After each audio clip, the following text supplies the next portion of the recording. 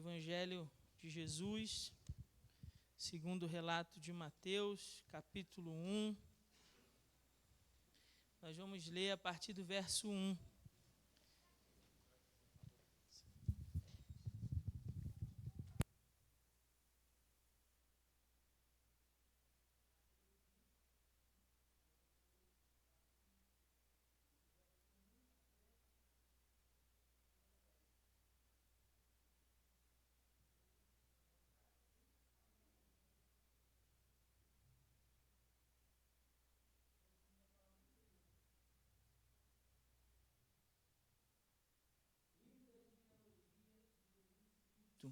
Filho de Davi, filho de Abraão. Abraão gerou Isaque, Isaque gerou Jacó, Jacó gerou Judá e seus irmãos. Judá gerou Tamar, Farés e Zará. Farés gerou Esrom, Esrom gerou Arão, Arão gerou Aminadab, Aminadab gerou Nasson, Nasson gerou Salmão, Salmão gerou de Raabe, Boaz. Boaz gerou de Rute, Obed. Obed gerou Jessé, e Jessé gerou o rei Davi. Davi gerou daquela que havia sido mulher de Urias, Salomão. Salomão gerou Roboão. Roboão gerou Abias. Abias gerou Assá. Assá gerou Josafá. Josafá gerou Jorão. Jorão gerou Osias. Osias gerou Jotão. Jotão gerou Acais. Acais gerou Ezequias. Ezequias gerou Manassés. Manassés gerou Amon. Amon gerou Josias. Josias gerou Jeconias e seus irmãos, na época do exílio na Babilônia. Depois do exílio na Babilônia, Jeconias gerou Salatiel.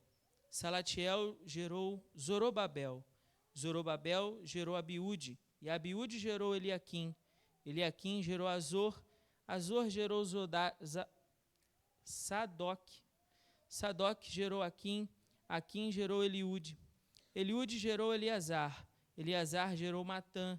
Matã gerou Jacó. Jacó gerou José, marido de Maria, da qual nasceu Jesus, chamado Cristo. Assim, todas as gerações de Abraão até Davi foram 14. De Davi até o exílio da Babilônia, 14. E do exílio da Babilônia até o Cristo, 14.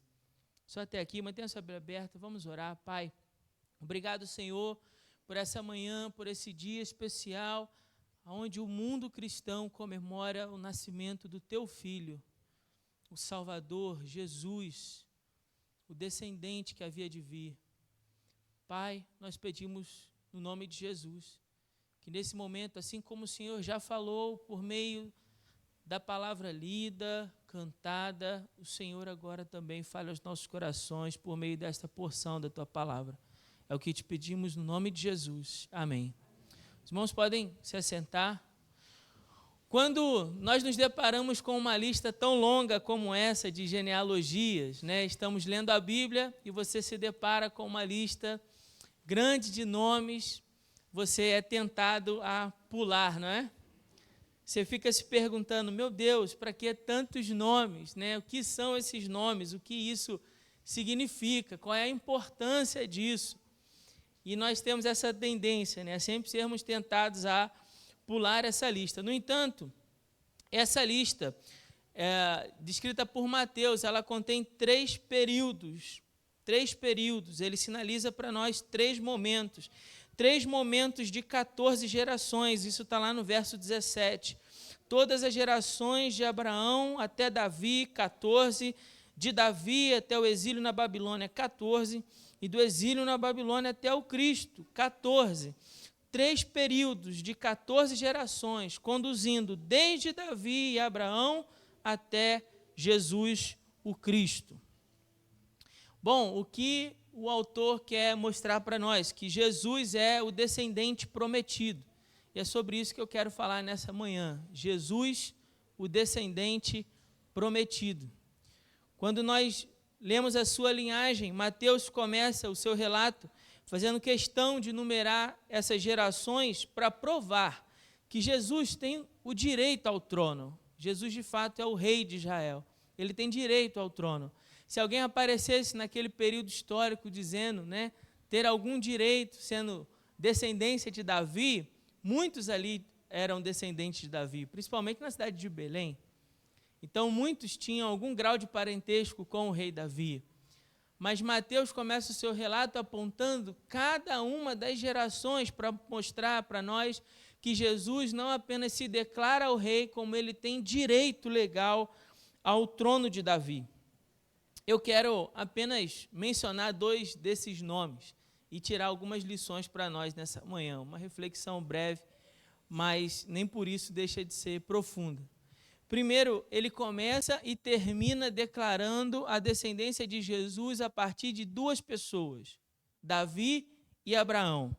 Ele é descendente de Davi, ele é filho de Davi e ele é filho de Abraão. Afinal de contas, é assim que começa o texto. Livro da genealogia de Jesus Cristo, filho de Davi, filho de Abraão. O que significa dizer isso?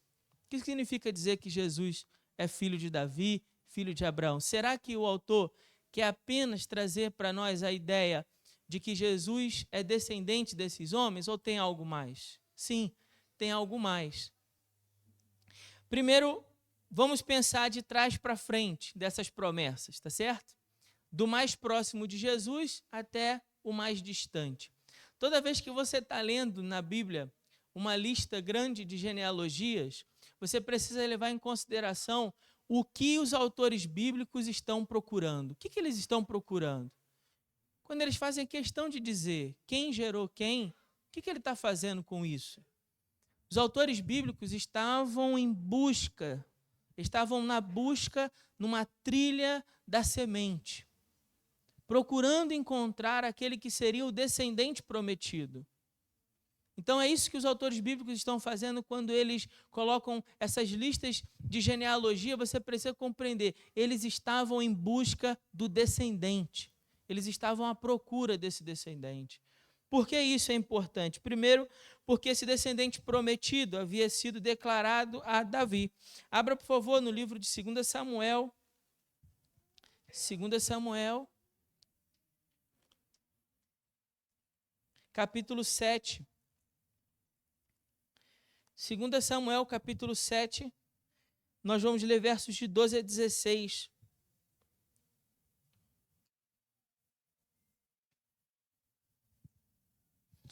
Jesus, o Cristo, o ungido de Deus, é o descendente prometido a Davi.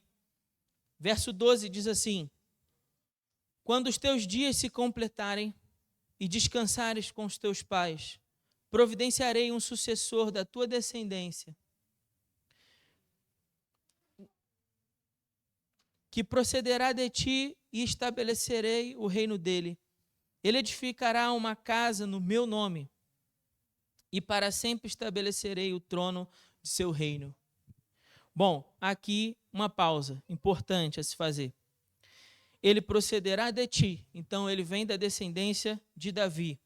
E estabelecerei o seu reino, então Deus mesmo o abençoará. Ele edificará uma casa. Ele edificará uma casa no meu nome. E todos pensaram ser esse Salomão, mas ele não estava falando de uma casa feita de paus e pedras. Estava falando do templo, que somos nós, sua habitação. E diz, e para sempre estabelecerei o trono de seu reino. Então aqui já fica claro que não era possível que fosse Salomão. Se esse trono duraria para sempre, se ele seria estabelecido para sempre, obviamente não era de Salomão que Deus estava falando. Eu serei seu pai e ele será meu filho. E foi isso que Mateus também descreve no dia do batismo de Jesus. Caso venha a cometer alguma transgressão, eu o castigarei com castigos humanos e com açoites de homens. Bom, Jesus não cometeu nenhum erro. Jesus não cometeu nenhum deslize, mas ele foi castigado sim. Ele foi castigado pelos nossos pecados. Ele sofreu o castigo que nós merecíamos. E diz o verso 15, mas não retirarei dele o meu amor fiel, como fiz com Saul, a quem tirei da sua frente. Mas a tua casa e o teu reino serão firmados para sempre diante de ti. Teu trono será estabelecido para sempre. Essa é a promessa desse rei que viria da descendência de Davi. cujo reino jamais teria fim, cujo trono seria estabelecido pelo próprio Deus. E esse é o rei Jesus, o rei prometido a Davi. Mas o reino que ele veio estabelecer não era dessa terra, não era um reino humano, como o povo pensava. O Salvador, o Messias, não veio salvar apenas Israel. Ele veio para proclamar o reino de Deus e para salvar um povo da escravidão do pecado, não do jugo romano, mas da prisão do pecado. Todos aqueles que creem em Jesus agora são o seu povo. Não um povo feito de carne e sangue, mas um povo escolhido pela fé, pela graça de Deus, pelo favor imerecido aos homens.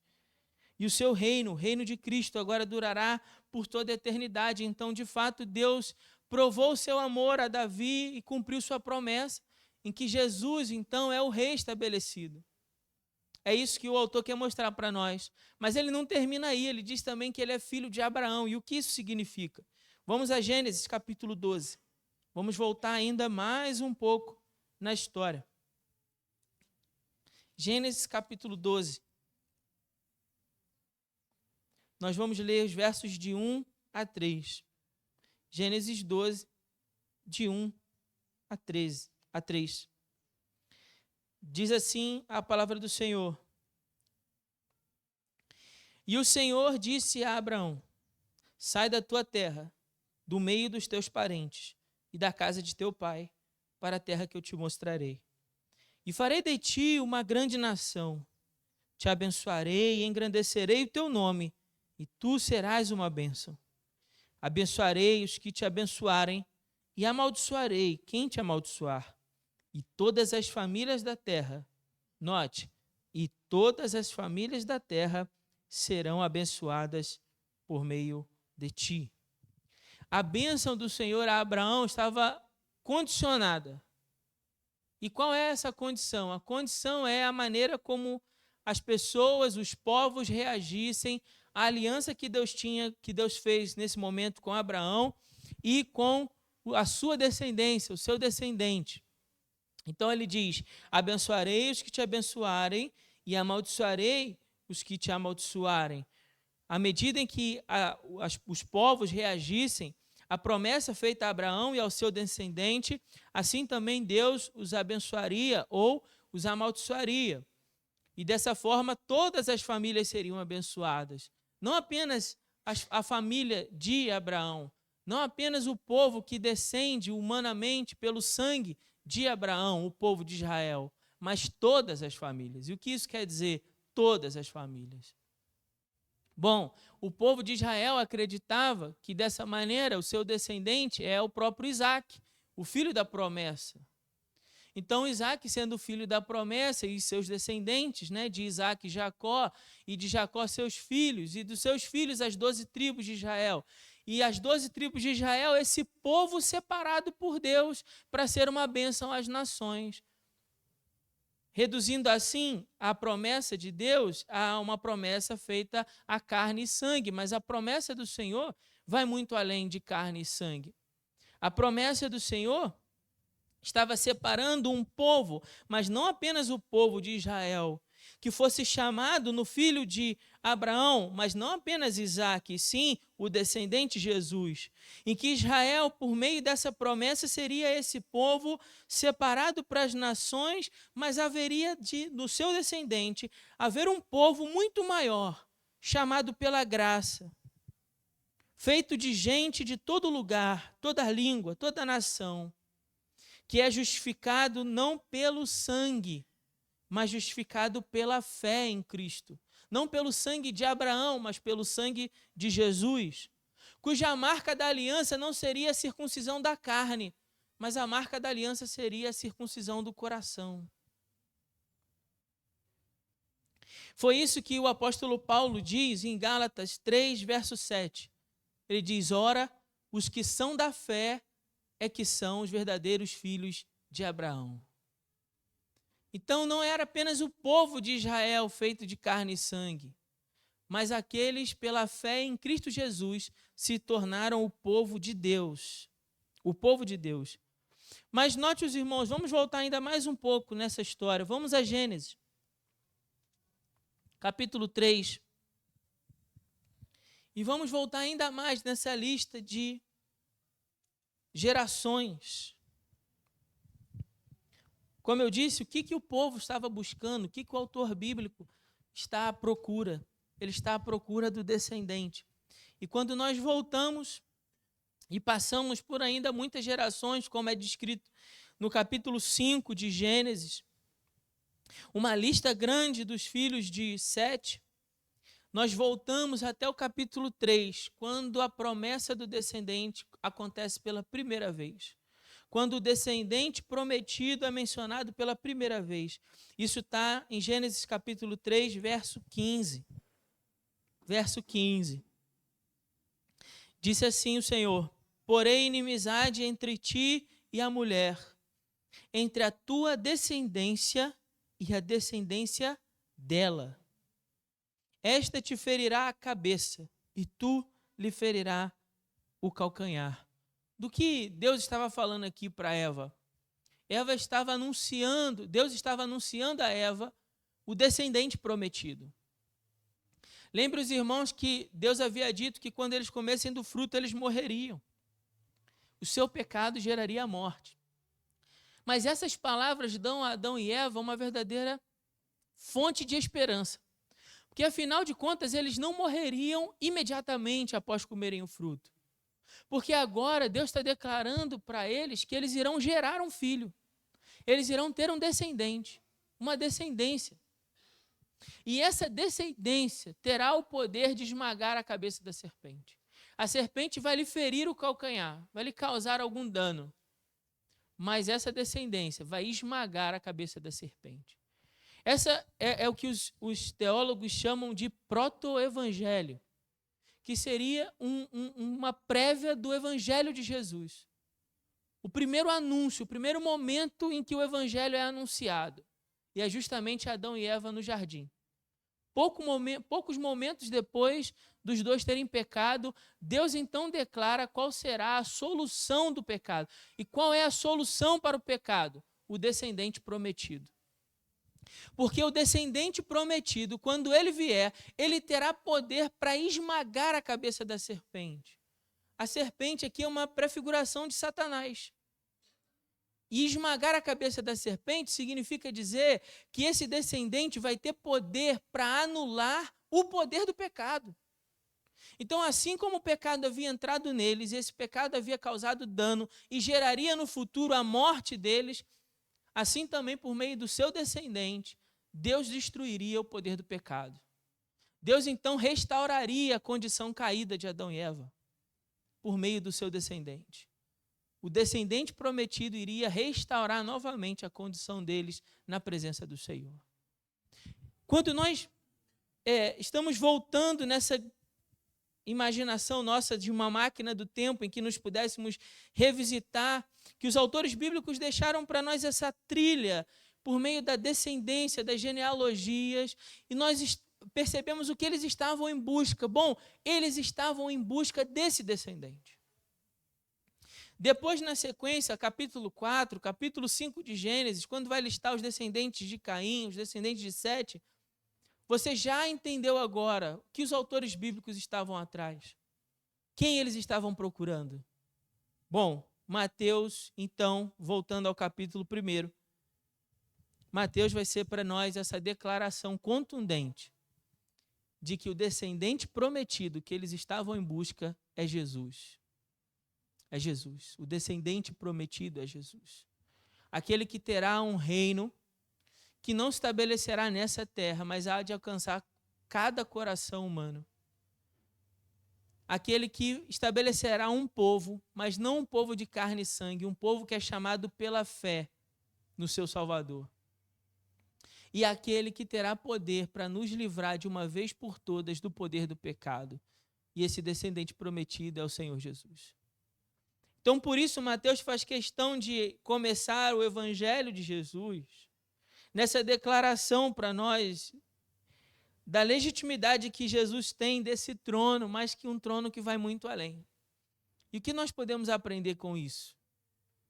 O que a gente pode pegar para a nossa vida prática hoje, a partir desse texto, desse conhecimento. A primeira delas, e acredito que todas elas são extremamente importantes, mas essa nós precisamos considerar. Porque quando Mateus lista cada um desses nomes, irmãos, ele está dizendo: Deus cumpre suas promessas. Deus cumpre suas promessas. Ele está declarando a fidelidade do Senhor. Mas fidelidade ao quê?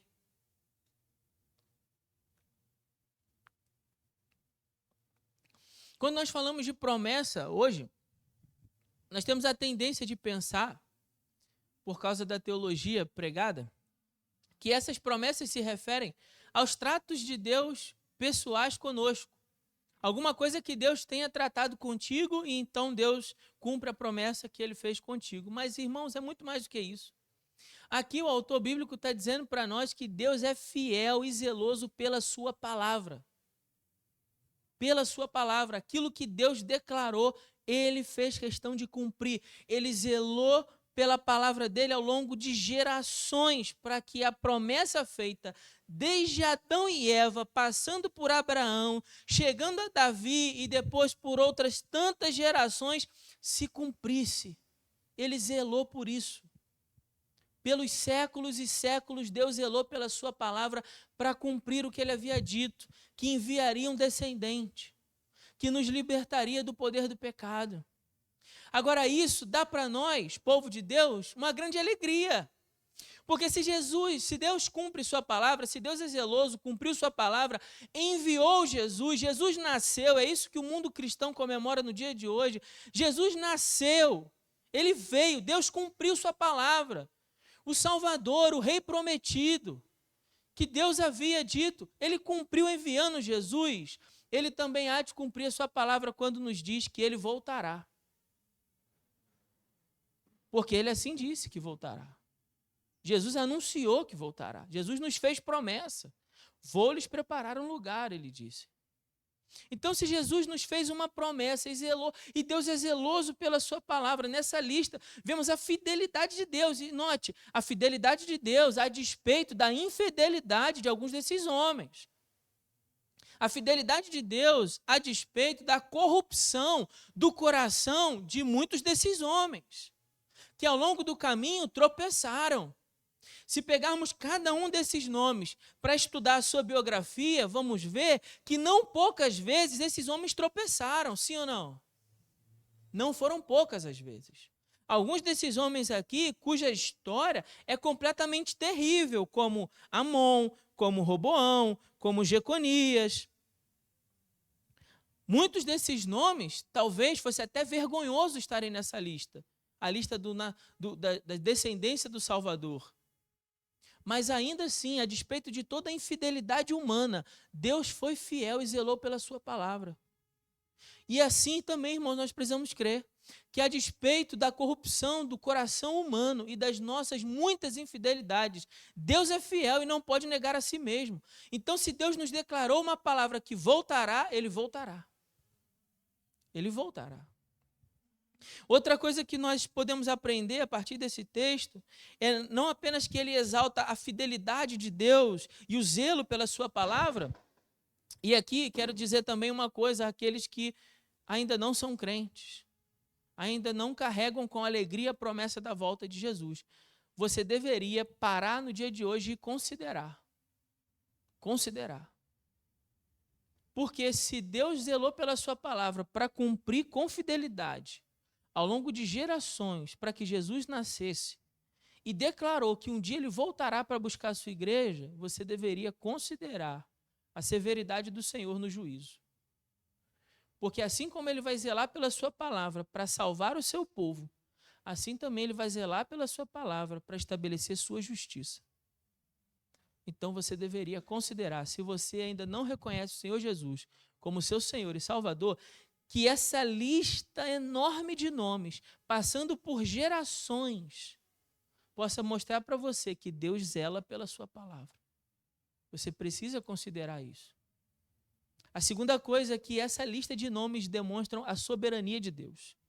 Veja como Deus, ao longo da história, desde Adão e Eva, conduziu a história humana. Deus é soberano.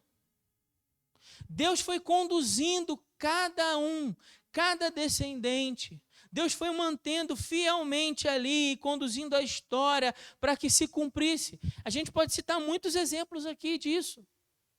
Veja que Judá, por exemplo, seus filhos morreram.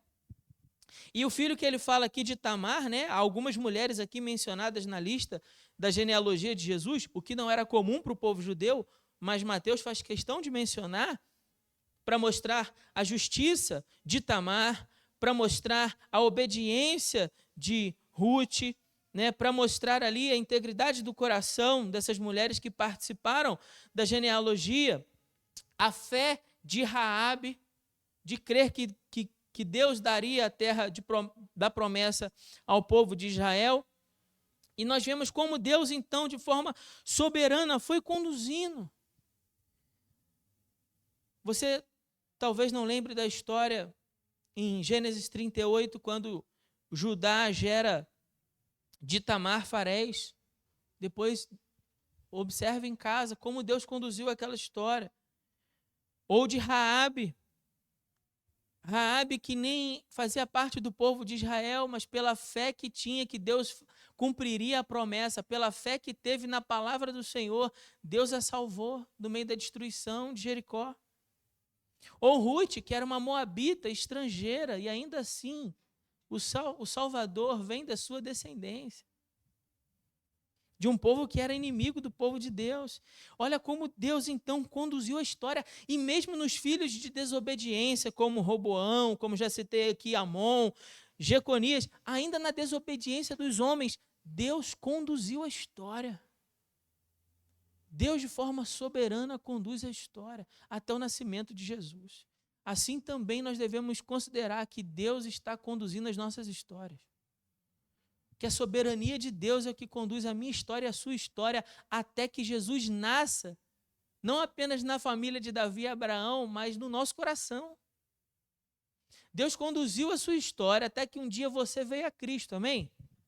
Assim também Deus está conduzindo a sua história, meu irmão, que ainda não reconheceu Cristo como Salvador, fazendo com que todas as coisas cooperem para o bem daqueles que amam a Deus, até que um dia você compreenda que Ele é o Cristo, o Salvador, o descendente prometido.